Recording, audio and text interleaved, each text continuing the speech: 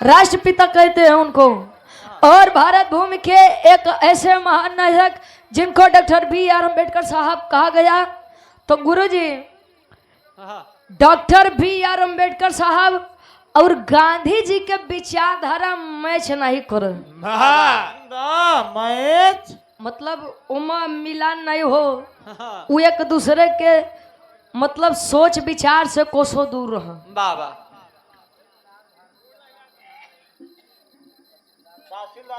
तहसीलदार भारतीय जी, ग्राम प्रधान रैनी की 500 में से 100 रुपया, बहुत बहुत धन्यवाद। गांधी जी का कहना यह था कि भाई अगर कोई गाल पर एक चाटा मार रहा है तो दूसरों गाल बड़े प्रेम से आगे कैला मरवा लेते रहे।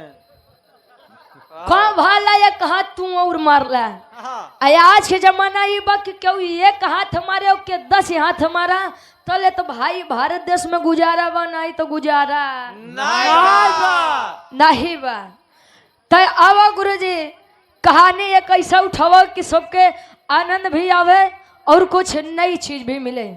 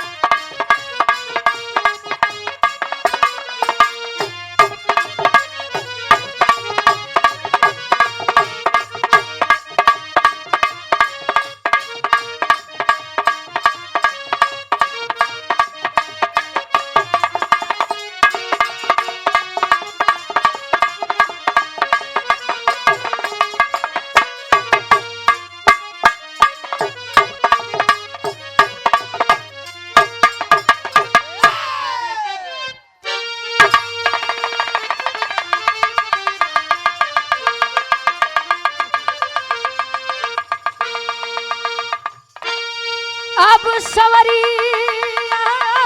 राम रे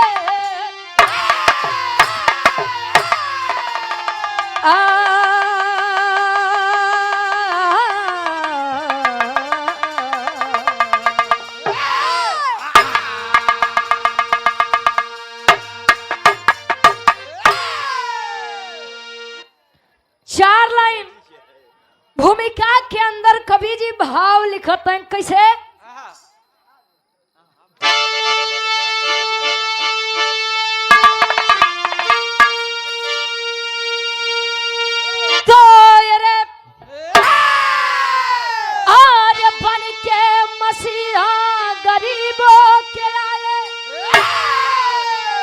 अरे दलितों का सपना सजाते रहे, अरे दूर रह के भी बिना लिए राय को स्वास्थ्य शिक्षा को निस दिन वो पाते रहे। लंदन से आया खबर एक दिन देने भाषण को बाबूजी देखो चले, ये किए नेक कार्य बुरा हो गया, सोचे अंग्रेज बन जाए समाधि भले।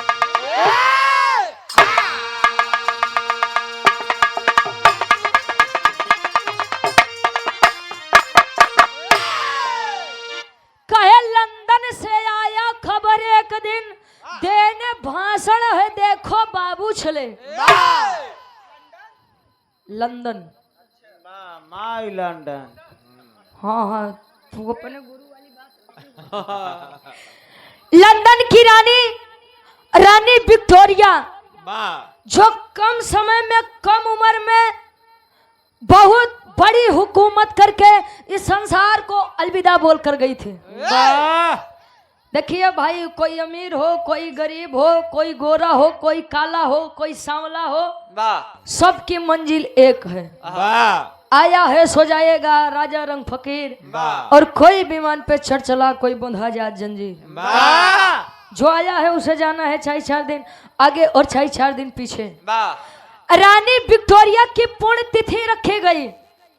अंग्रेजों का सरदार बोला कि यार रानी विक्टोरिया हमारी आराध्य थी, हमारी आइडल थी, तो काहे नहीं इनकी पुण्य तिथि को यादगार किया जाए। जैसे आज डॉक्टर बी.आर. अम्बेडकर साहब जी के जन्मदिन पर यह बड़ा भव्य कार्यक्रम कराया गया है कमेटी के तमाम सदस्यों के द्वारा। अच्छा, अंग्रेजों का सरदार बोला कि यार ऐसी व्यवस्था करो कि यह पुण्य तिथि यादगार रहे। एक उठा, कहा साहब हिंदुस्तान का एक बुढ़ा है। बुढ़ा? हाँ हो, बात के बुरा मत माना, बोंकर लोग के भाषा रहे। का एक बुढ़ा है जिसे भारतवासी बापू के नाम से बुलाते हैं और पूरा नाम उसका मोहनदास करमचंद गांधी है। कोई तब कोई उन्हीं को बुला लीजिए, बड़ा मीठा भाषण करते हैं, बड़ा अच्छा भाषण भी हो जाएगा और रानी विक्टोरिया के लिए कुछ यादगार पल भी हो जाएंगे। अच्छा खबर चिट्ठी लिखात बा भारत भूमि खातिर। कैसे? एक लाइन गजल के भाव बा। अरे महादेव सरोजी मैलहन सिंचाई एवं जल संसाधन विभाग जौनपुर उत्तर प्रदेश, महादेव सरोजी के द्वारा 100 रुपया बहुत बहुत धन्यवाद। एक लाइन गजल के भाव बा। कैसे?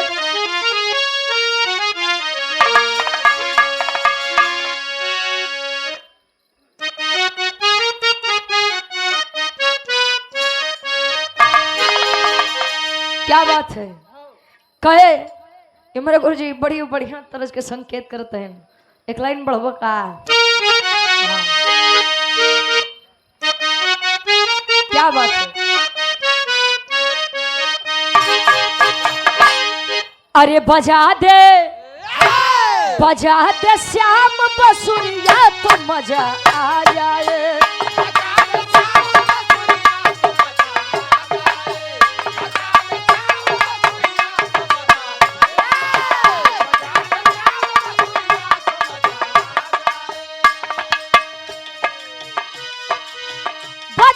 श्याम बसुरिया तो मजा आ जाए।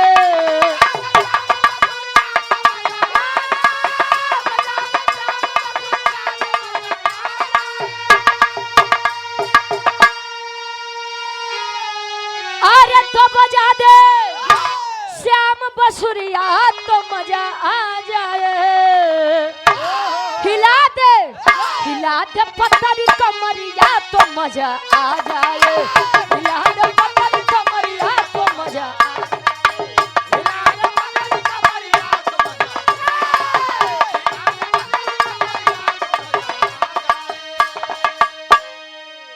कहे बजा दे श्याम बसुरिया तो मजा आ जाए और हिला दे पत्थरी कमरिया तो मजा आ जाए।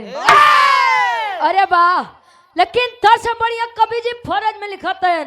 देखिए, लोग कहते हैं कि हर घर में वीर पैदा नहीं होते हैं, तो मेरी बात आप लोग ध्यान दीजिएगा कि अगर हर घर में वीर पैदा नहीं होते तो हर माँ वीर पैदा भी नहीं कर सकती है। बैठे तो सभी हैं और समाज में रहते भी सभी हैं, लेकिन समाज के लिए आवाज कोई कोई उठाता है। उन्हें जिंदगी में मौत का डर नहीं होता क्योंकि मरना है वो जानते हैं। ये होते हैं वीर। का गुरु जी? कवि जी एक लाइन लिखते हैं। कैसे?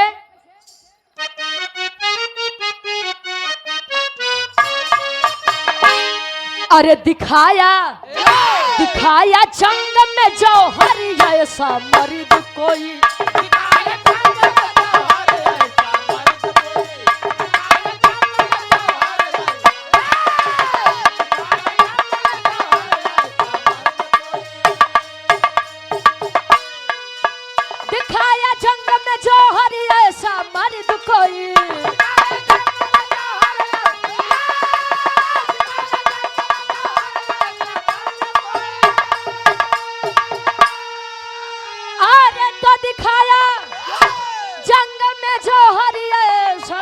कोई। अरे सजाया दर्द का सपना मिटा कर दर्द कोई।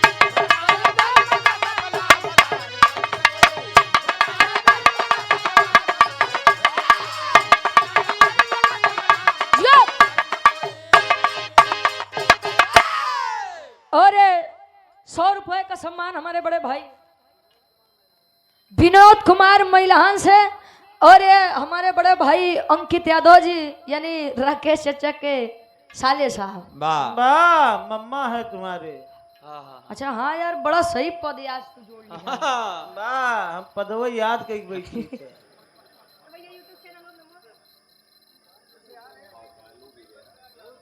प्रीतम प्रयाग यादव ये हमारे बड़े भाई का यानी हमारे मामा का चैनल बा। वाह बहुत बहुत धन्यवाद। सुंदर माला और 200 रुपए का सम्मान बहुत बहुत धन्यवाद। कहे दिखाया जंग में जौहर ऐसा मर्द कोई और सजाया दलितों का सपना मिटा कर दर्द कोई। को आजकल के कलाकारन में एक बात बा उ खुद का कहिए कि हम मिशनरी कलाकार हैं। वाह आई बातें से उ कलाकारन के बड़ा बढ़िया मिर्ची भी लगी। मिशनरी कलाकार का मतलब यह होता है कि वो निःशुल्क सेवा जाके करें। जब तू खुद पहले 30,000 35,000 रेट ले लेता है तो तू कैसे कह सकता है कि मिशनरी कलाकार है। कहो तब तो आप भी कलाकार हैं और अगला भी कलाकार है ना। वो कहिए कि हम मिशनरी कलाकार ही भाई। और कितना कथा बाचे वाले आदमी कहिए कि हम संत आदमी। जब तू संते है तो 3 लाख 4 लाख के तू कथा बाँचत है भाई तो कौन हिसाब से तू संत आदमी हो गया। कहानी के शुरुआत बा लंदन से पैगाम आया मोहन दास करमचंद गांधी यानी बापूजी के लिए कि गांधी जी आपको लंदन आना है। क्यों आना है? रानी विक्टोरिया की पुण्यतिथि पर आपको भाषण देना है। तो आप लोग जानत हो बा वो बापूजी के मुड़े में तनी कम बार रहे। टकला रहे ना के टकला मत चट्टा रहे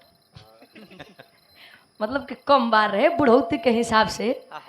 अच्छा वो अपन बात चलाया। अच्छा अरे वाह रे हम लंदन से फरमान आया है हमारे भाषण के लिए। अरे वाह रे हम सत्य अहिंसा की लड़ाई लड़ते थे बापूजी। तैयारी बनाए बढ़िया सा गुरुजी। धोती पहने धोती लपेट ले डंडा लेके चश्मा लगाई के रजाया चल रही है लंदन तरफ। कैसे कहानी का शुरुआत बा आवा।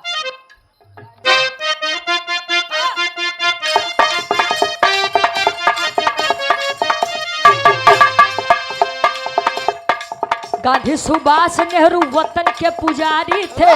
गांधी सुभाष नेहरू वतन के पुजारी थे। बापू आंदोलन की लड़ाई किए जारी थे।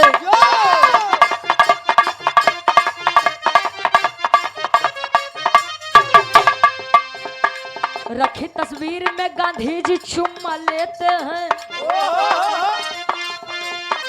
रखी तस्वीर पे गांधी जी चुम्मा लेते हैं। तभी अंग्रेज मिलके कड़ी सजा देते हैं।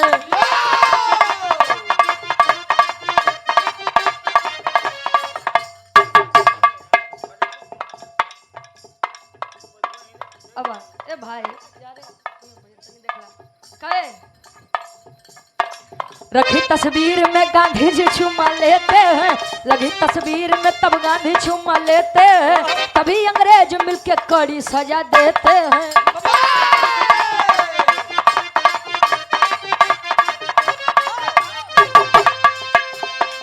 खबर फांसी की जब भीमराव जी पाए हैं।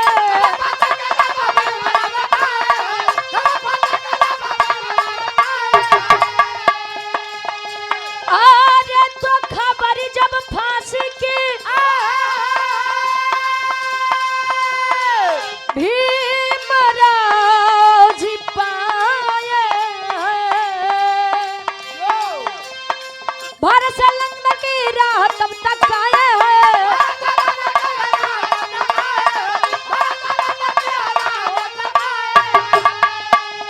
अरे तो भारत से लंदन की राह तक आए हैं। वाह गांधी जी पहुंचे लंदन नगरी। तो हमारे यहाँ क्या होता है कि जो वृद्ध इंसान होते हैं जब हम अपने बच्चों को आगे बढ़ता देखते हैं तो हिंदुस्तानियन के अंदर बड़ा मानवता बा गुरुजी। वाह वाह वाह वाह। तू अपने लड़का के मथे पर चुम्बन करिए, यानी शुद्ध भाषा में चुम्मा ले ली हो। भाई गांधी जी तोरे चुम्मा ले अरे प्यार दुलार। वो गांधी जी अच्छा पहुंचे, रानी विक्टोरिया जी की स्मृति ऐसे तस्वीर रखे थे तो उन्हें देख के बड़ा प्यार आया। कहे किया है इतनी कम उम्र में इतना बड़ा नाम।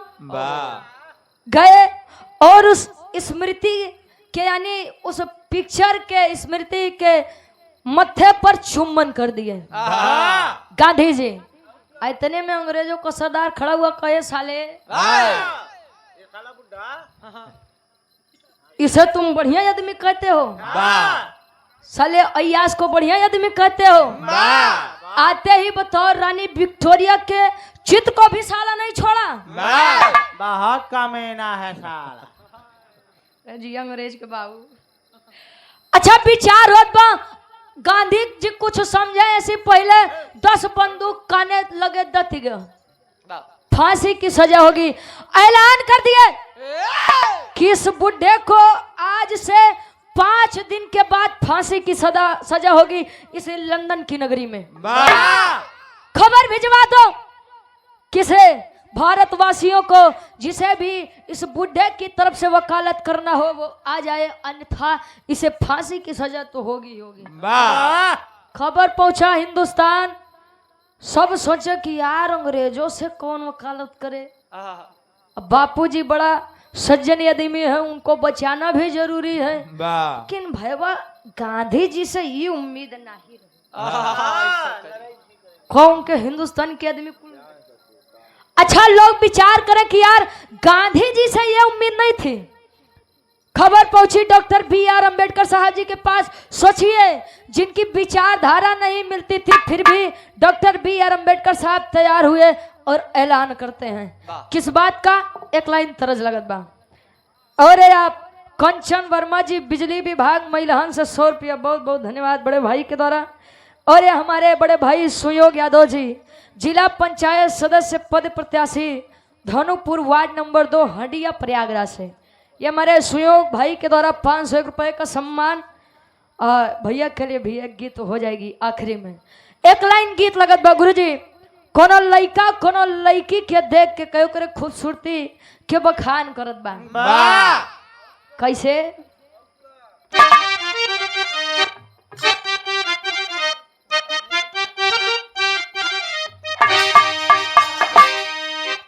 अरे गोरिया रे चाचा, आज चाचा हमारी अलगे चमकत है। हाँ तू फेशियल करवावे रहन कर। अरे गोरिया रे बिजुरिया कहवा गिरी, गोरिया रे बिजुरिया।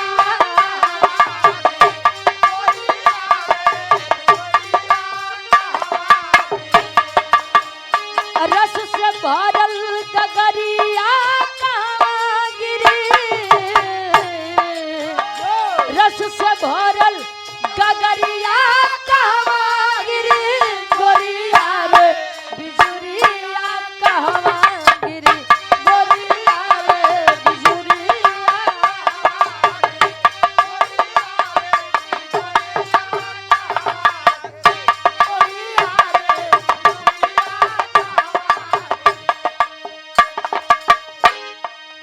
खबर जब पाए कि गांधी जी को फांसी की सजा होनी है, कुछ भी हो जाए लेकिन अपने इस भारत भूमि के एक भी वीर को मैं ऐसे ही मरने नहीं दूंगा।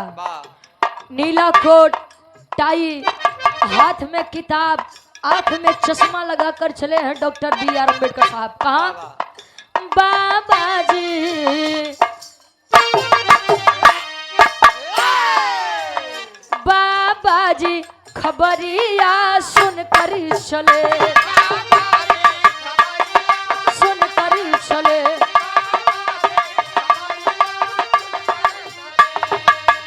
लंदन के नगरिया चुन कर गए, लंदन के नगर खबरिया चुन करी गए बाबा जी खबरिया सुन के चले।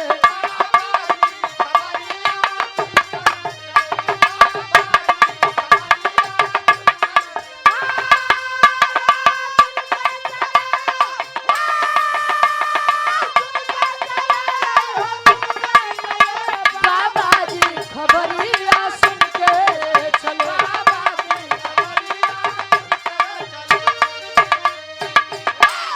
कहे बाबा जी खबरिया सुनकर चले।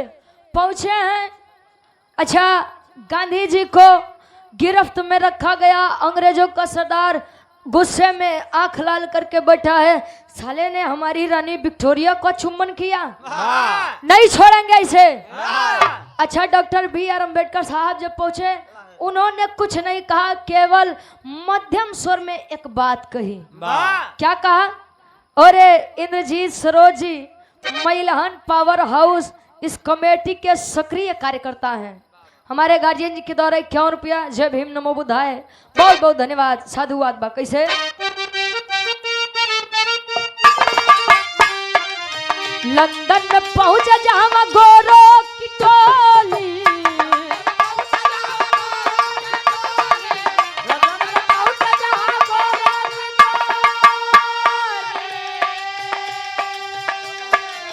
चार अंग्रेज तान गांधी जी पे गोली।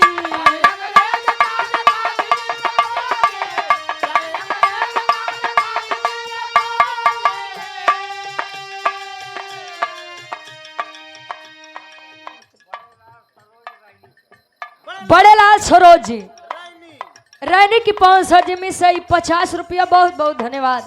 आशीर्वाद कचारी कहे। अरे लंदन में पहुंचे जहां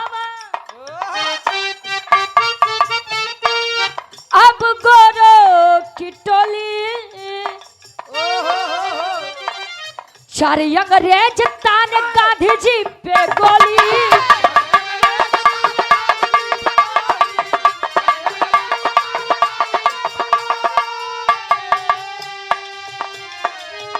जज बदल में था ये सारे मुन के गए।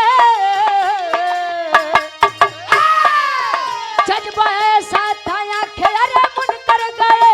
बाबा जी खबरिया सुन के गए।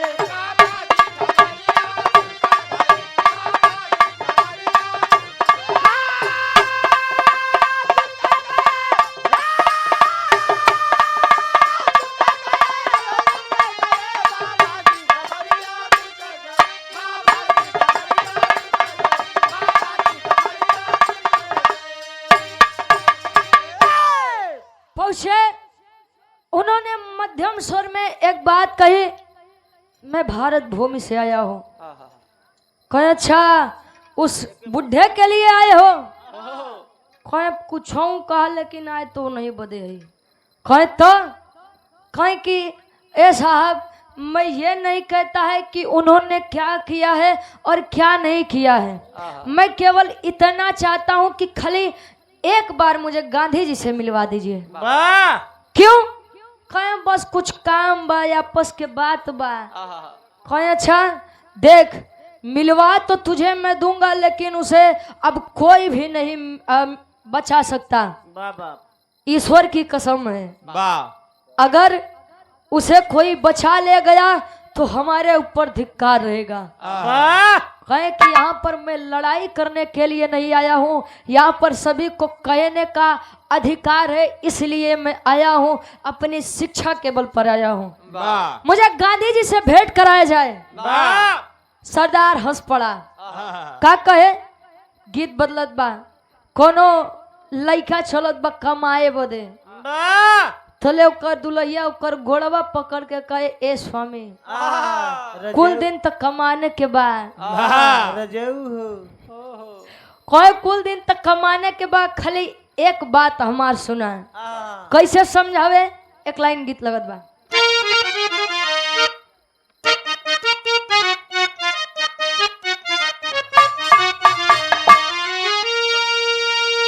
अरे अछरा में दाग लाग लाग कोनो लाछना, अचरा में दागी लागी लागी कोनो लाछना जनी जब देशवा कमाए बद सजना जनी जब देशवा कमाए बद सजना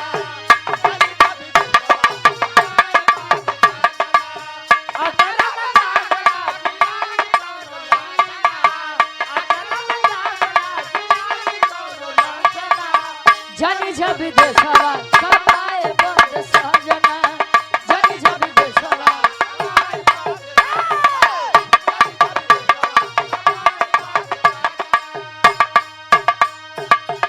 और सम्मानित गार्जियन जी कीर्ति वर्मा जी ग्राम महिलाहन से 50 रुपया बहुत बहुत धन्यवाद। तले अंग्रेजों का सरदार हंस कर बोले अंग्रेज बूढ़ा बाटे यास हो ले लिया चुम्मा जाके रानी जी के पास हो ले लिया चुम्मा जाके रानी जी के पास हो ले लिया चुम्मा जाके रानी जी के पास हो बोले अंग्रेज बूढ़ा बाटे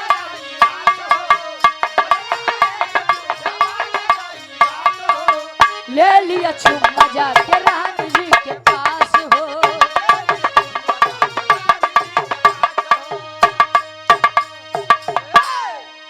कहे बोले अंग्रेज बुढ़ा बाटे अयास हो।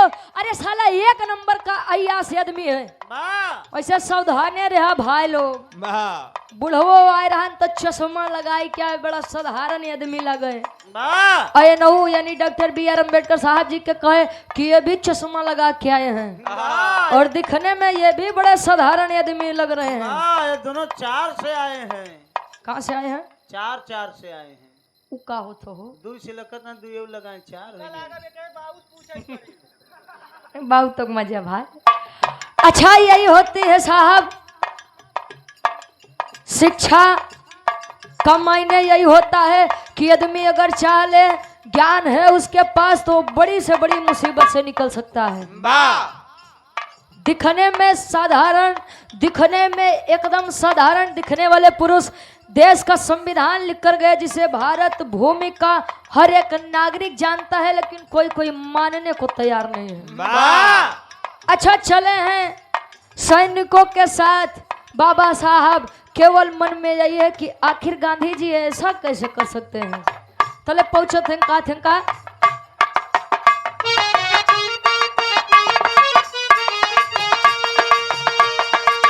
बोले बाबा साहब हमको बापू से मिलाओ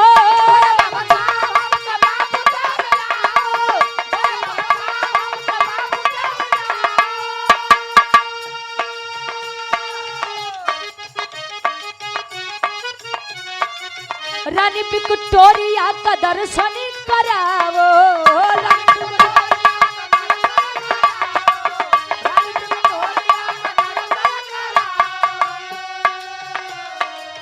गलतियां पूछत तबे होई विश्वास हो गलतियां पूछत तबे होई विश्वास हो ले लिया चुम्मा जाके रानी जी के पास हो।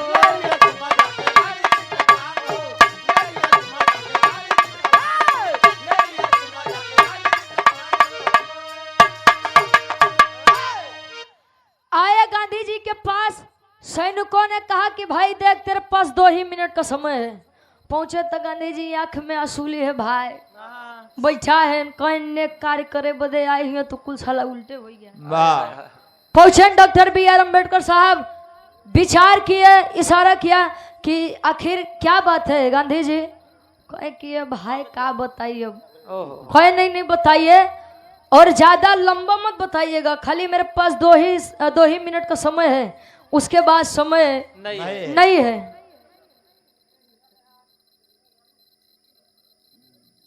तू खींच मेरी photo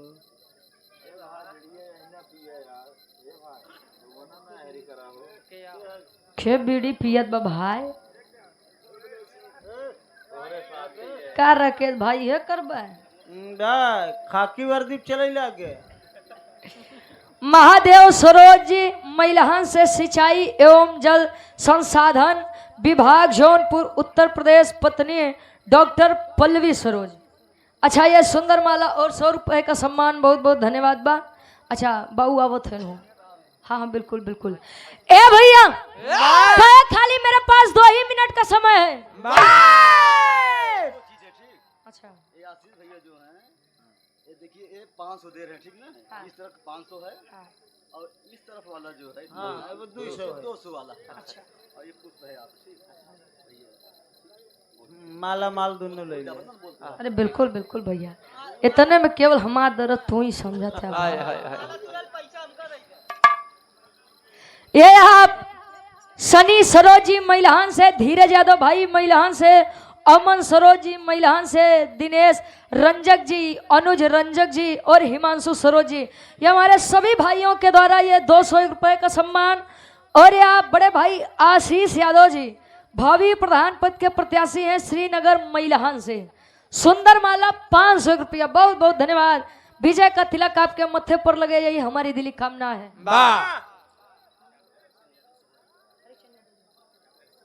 doctor Harishchandra Yadav ji सौवा D से यह सुंदर माला 100 रुपए का सम्मान। बहुत बहुत धन्यवाद।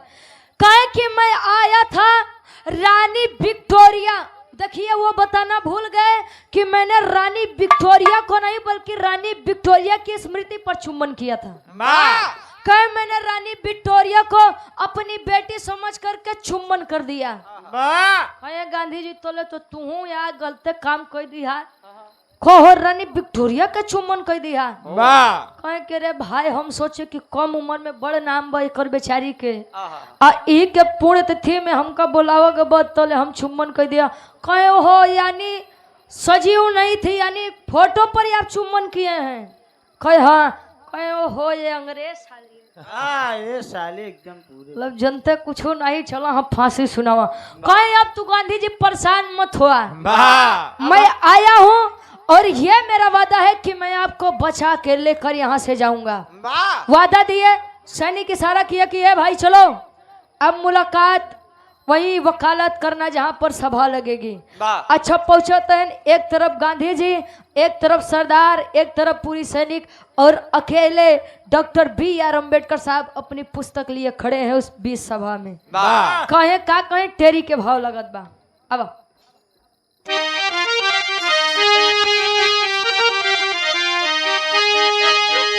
ए भैया बचाए गांधी जी के जनवा, ए बाबू बचाए गांधी जी के जनवा, करके कठिन परिश्रम छोड़े हिंदुस्तान।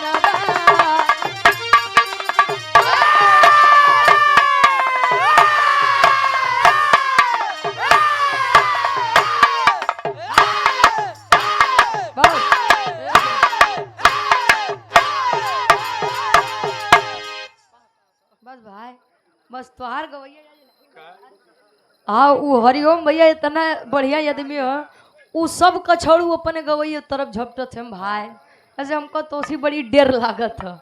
और आप राजा राम निभापुर से ये 200 रुपए का सम्मान, बहुत बहुत धन्यवाद। आप सोचिए और ये देखिए प्रेजेंट ऑफ माइंड यही होना चाहिए हर एक इंसान के अंदर। अच्छा कुछ आदमी तो ऐसा है जबकि कहीं कि किताबी कीड़ा कहला, जितना किताब में लिखा रही उतना रट ली है, और कितना लड़का तेतना हो गणित के सवाल बेचारे रट के जाते। अगर एक जगह काटा बा मान ला x बराबर इतना, अगर काट दिया गया तो कितना लड़का हूँ x बराबर इतना काट के तब आगे लिखो थे। और कितना लड़का है कि नीचे केवल उत्तर देखिए घींच घाच के उत्तर लाई दे, देखा थ्योरी तू लोग समझा। आजकल के लड़का तो ऐसे नहीं है भाई। अच्छा चले हैं और उन्होंने एक विचार कहा, फिर से प्रश्न दोहराया कि आखिर गांधी जी ने क्या किया। खैर रानी विक्टोरिया को चुम्मा लिया, किस किया? कहे अच्छा ठीक गांधी जी तू कहे हाँ भाई वो गलती भाई भाई। कहे सब ने कह लिया, अब मेरी बात आप लोग सुनिएगा। कहे सुनाओ सुनाओ भाई, क्या ही सुनाओगे, गलती तो इस बुढ़े की है, क्या सुनाओगे? कहे कि जवन कहा वो यहाँ बैठा जितना लोग उन्हों लोग ध्यान से सुना। कहे जितना कहा खाली एक बात हमारा ध्यान से सुन लिया, उसके बाद विचार तोरे से के ऊपर बा क्योंकि फांसी देबा कि नहीं देबा। सभी लोग सुनिएगा। काथन का विराह के आखिरी तरज लगत बा आदरणीय गुरुजी श्री विजय लाल यादव गुरुजी वाली तरज बा। कैसे?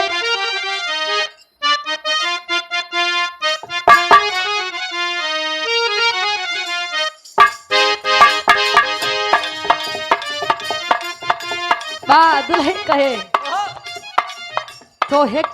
तोहे प्यार करो दिलदार भरदार सिलवा दे रे चोली रे सबके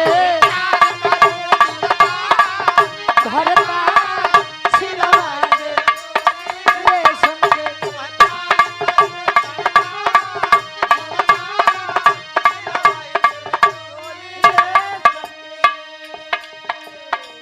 सब गोरों की वहाँ पर सभी का नजरिया है।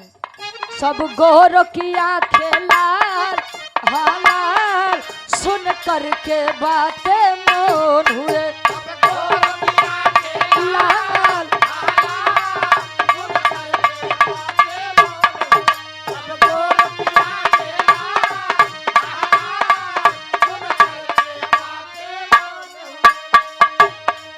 बाबा जी बोले रानी कहाँ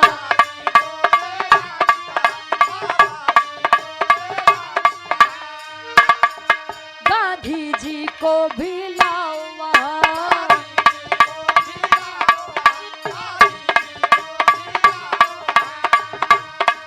कोई गईले सभा में बवाल हाँ बवाल सुन करके बातें मौन हुए कोई गईले सभा में बवाल हाँ बवाल सुन करके बातें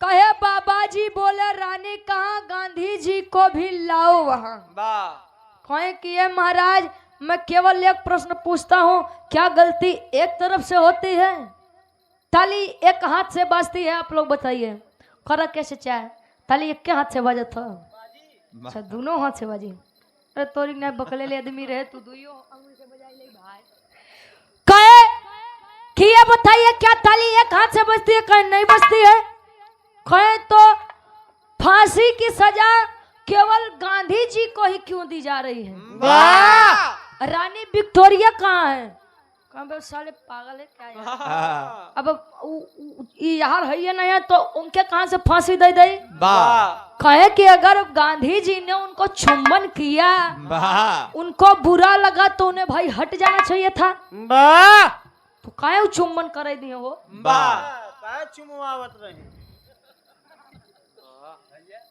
बाऊ वो बड़े लाल बाऊ केला हो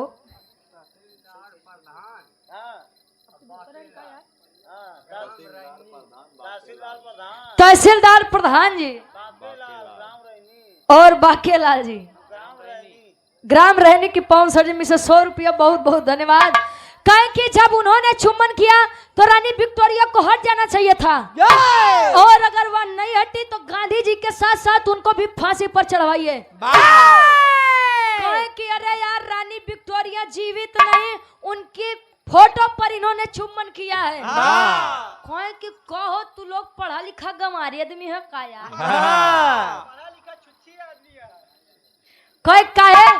कहे कि एक निर्जीव की तुलना आप एक सजीव के साथ कर रहे हैं मतलब एक मरे हुए की तुलना आप जिंदा व्यक्ति से कैसे कर सकते हैं सभा में बवाल हो गया कि देखा कहत रहे ना कि चश्मा ही लगाए रहनी हो बवाल की अभी हो करते कहे कि आप बताइए कि जिंदा व्यक्ति को आप लोग फांसी की सजा सुना रहे हैं अरे एक बार आप लोगों ने उन्हें जाना तो होता कि आखिर उन्होंने उनको चुम्बन क्यों किया पूरी सभा शांत गांधी जी के जीव में तनी जीव होत बा भाई भीमराव लागत बा बचाई ले बा भाई हम तो सोचत रहे हमारी ही लंदन में समाधि बन जाए लेकिन तू बचाई ले बा कहे कि ये बताइए या तो रानी विक्टोरिया को लेकर आइए या तो गांधी जी का भी एक फोटो ले लीजिए और जाइए दोनों को सजा करिए सजा सुनाइए अंग्रेज समझ गए कि ओहो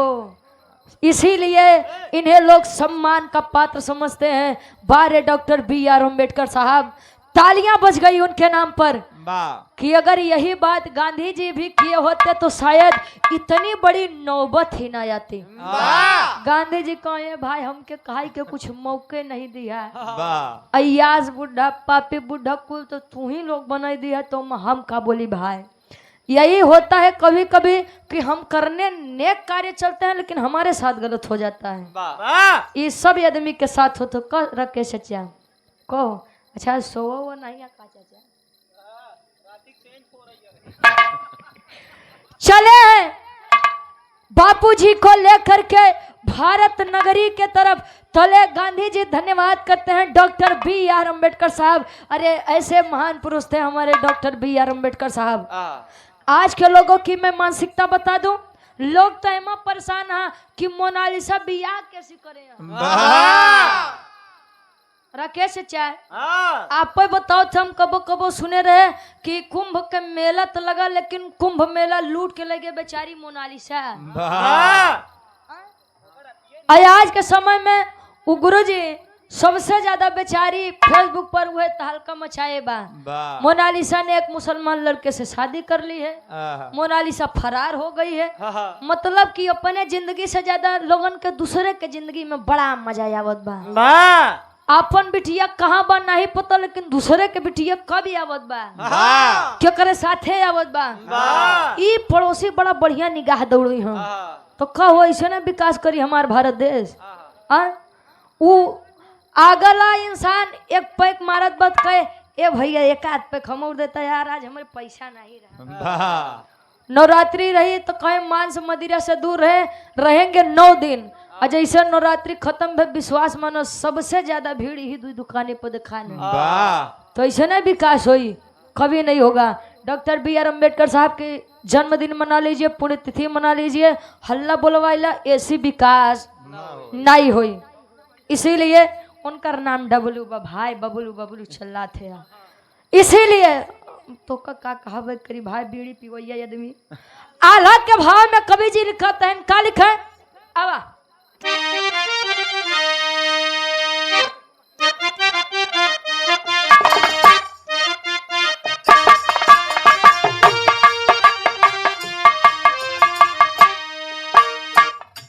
देश के करनवा वीर दई दी होले जनवा बाबू देश के हरिओम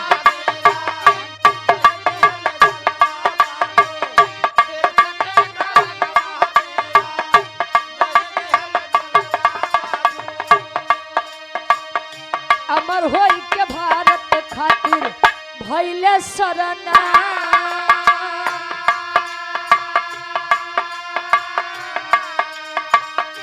कितने शहीदवन के नाम नाही बाटे बाबू।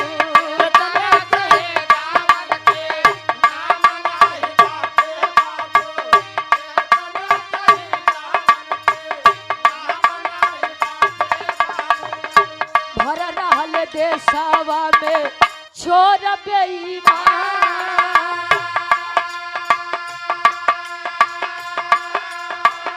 शेखर आजाद नेहरू जनवा गवाई गईले शेखर आजाद नेहरू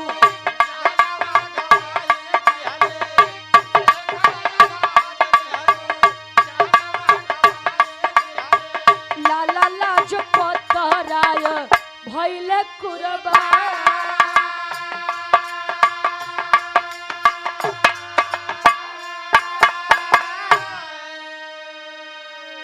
भारत देश गुलाम हुआ, अंग्रेजों के जकड़ में आया, तब भी हम लोगों की लापरवाही थी। वो तो केवल व्यापार करने के लिए आए थे। यहाँ के लोगों के अंदर एकता उन्हें दिखी ही नहीं। लोग कहते थे कि भारत देश सोने की चिड़िया हुआ करता था। कहो क्यों के सोना चांदी रुपया पैसा धन दौलत गंधात बका। उन्होंने देखा कि इन लोगों के अंदर ही फूट है तो काहे नहीं इनके अंदर जमाव बनावा। एक बात जान लीजिए, 2 लोगों के लड़ाई में तीसरा मजा मार ले जाता है। एक आदमी आवे ए भैया वो तोहार भैया तो कातरान की बड़ा झूठा आदमी बा। दूसरे लगे हम कहे भैया तोहार भैया कातरान बड़ा बेईमान आदमी बा। वो एक दूसरे से नहीं बोली हम कहे माई बाबू हमारी अलगौजी कराए दाबे करे साथे नहीं रहबे। लापरवाही हमारे भी अंदर है। अच्छा एक बात बा, अच्छा चोरों मराते हैं तब वो स्वर्ग जाते हैं, डकैत मराते हैं तब वो स्वर्ग जाते हैं, सज्जन व्यक्ति मराते हैं बेचारे तब वो स्वर्ग जाते हैं। समझ में नहीं आवत भाई नरक में के जात बा। को गुरुजी के जाई हो? वाह अब 2-3 जने बाकी हैं। अच्छा चले आपके इतिहास में मैं आपको एक नाम बता दूं। लड़कान खंड में एक ऐसे वीर का नाम है जिसे बठवा चमार कहा जाता है। वाह अब विश्वास मानो बठवा चमार इतना बरियार पहलवान रे भाई साहेब, लेकिन कहूँ कहूँ उनकर इतिहास बा कहूँ कहूँ नहीं बकाए बदे खाली और खाली जातवादी था। नहीं तो बठवा चमार एक ऐसा वीर रहे जो अच्छे अच्छे वीर करे सामने बेचारे कहे कि ना भाई और एक करे सामने मते पड़ा नहीं तो कब फेर मारी कुछ ये तो पता नहीं बा। इसीलिए इतिहास को जानिए, पढ़िए, शिक्षित बनिए, संघर्ष करिए, संगठित रहिए। आखिरी बाबा खड़ी के भाव।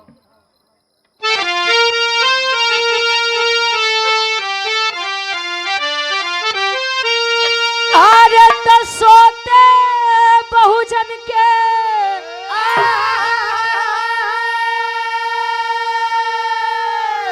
अरे तो सोते बहुजन के अपने जगाए भीमराव, अधिकार खातिर संविधान बनाए भीमराव।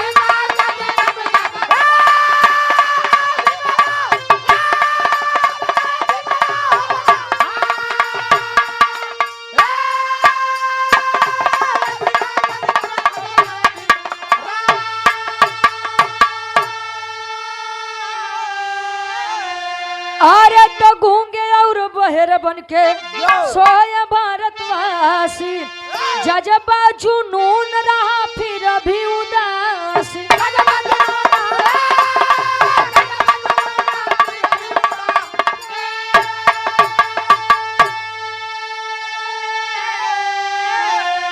अरे धन्य धन्य भगवान बन के आए भीमराव, अधिकार खातिर संविधान बनाए भीमराव।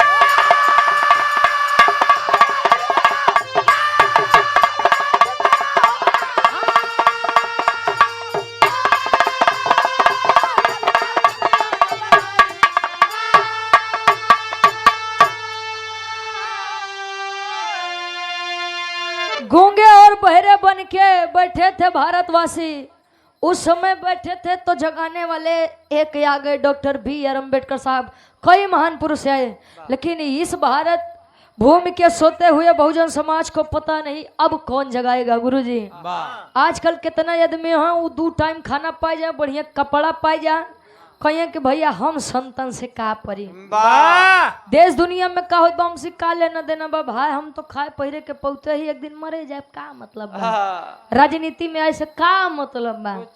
और इहो जो ने दिन सोच बदल दे बा तो फिर से भारत देश विकास करे लगी। जिन भारत देश ने डॉक्टर बी.आर. अम्बेडकर के विचारों को जाना और समझा, जिन देशों ने बुद्ध जी के विचारों को अपनाया, वह देश आज विकासशील कहा जाता है। और भारत देश देखला खाली भाई और बहनों परेशान।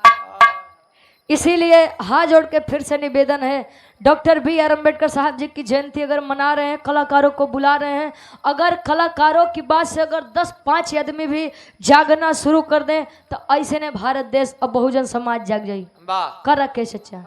हाँ नहीं तो अब सुबेरे तक कितना आदमी हम कहा भैया कुछ मजा आ रहा बिराव में, कहें कि यार कुछ धुने तज नहीं बहुत का मजा आई, कहे कुछ समझ में आए, कहे कि हाँ समझ में जो नहीं आया वो खाली ओमा डॉक्टर भीमराव अम्बेडकर जी के बारे में बात होत रही। कितना आदमी हो। हाँ और 100 रुपए का सम्मान हमारे गार्जियन जी नंदलाल भैया हमारे मैलहन के पौसर जमी से। अच्छा नंदलाल यादव प्रधान जी मैलहन के पौसर जमी से 100 रुपया बहुत बहुत धन्यवाद। और हमारे बड़े भाई हमारे सुयोग यादव जी भावी जिला पंचायत पद के उम्मीदवार हैं, वार्ड नंबर 2 धनुपुर हटिया प्रयागराज से।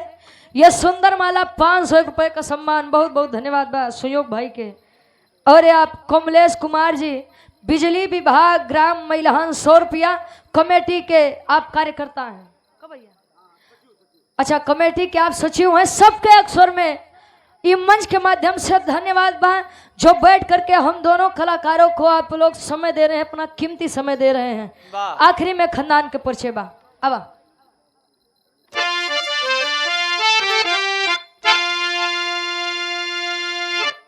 गुरु बिहारी, गुरु रस, गुरु रामलाल गुरकारी, अरे स्वर्ग से चंदिका कवि, बच्चन जी बने पुजारी हो।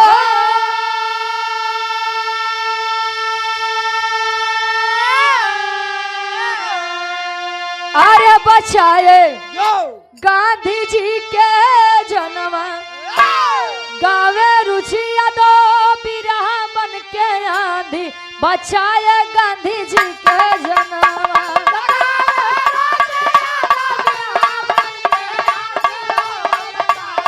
गांधी जी के जन्म,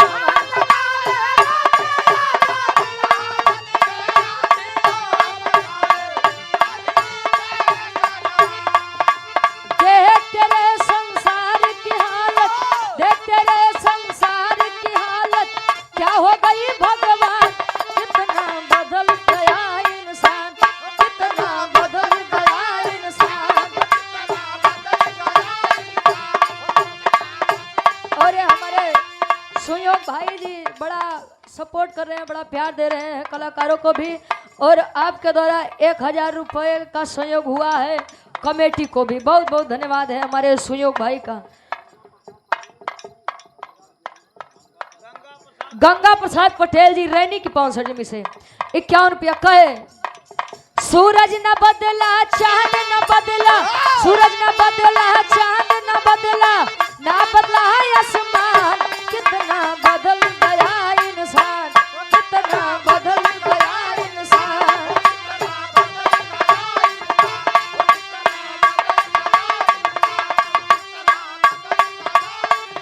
ओ कितना बदल गया इंसान।